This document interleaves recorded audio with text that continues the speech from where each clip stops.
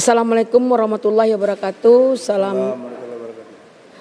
Selamat sore.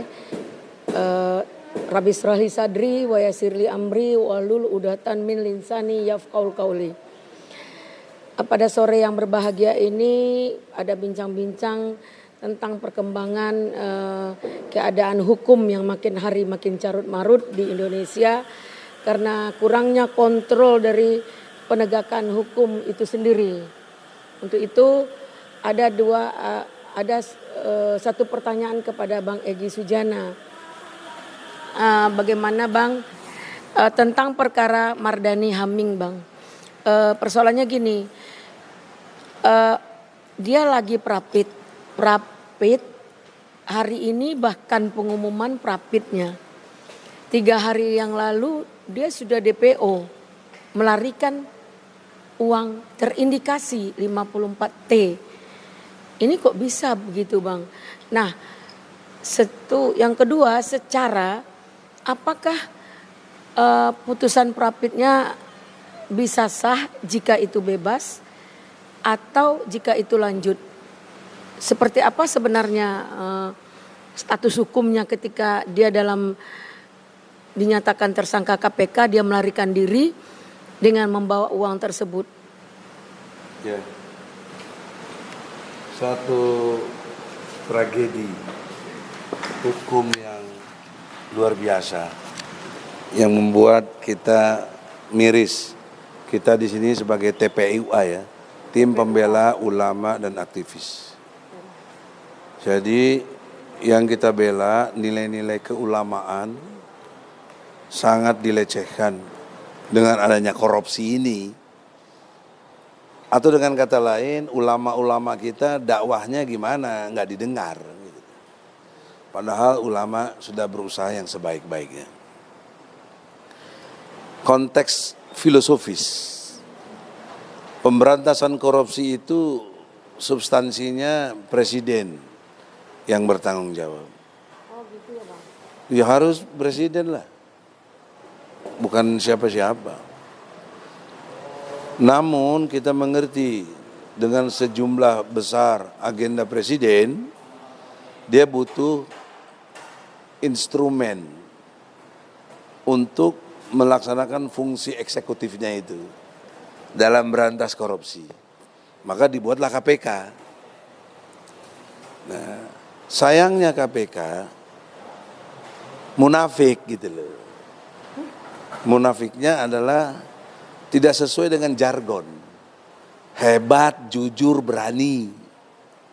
Apa yang hebat gitu? Apa yang berani?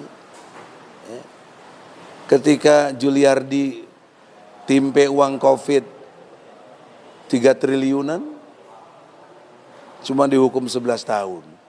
Janjinya Saudara Firly mau menghukum hukuman mati kalau korupsi di tengah pandemi.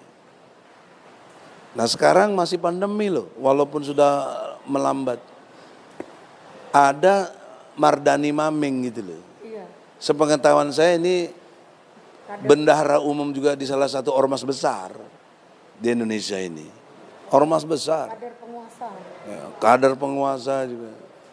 Kok bisa bawa uang 54T itu gimana itu? Luar biasa. Lolos lagi. Lolos lagi bisa keluar lagi. Kalau Singapura, ini juga nih munafiknya Singapura. Dulu giliran siapa dai kondang tuh,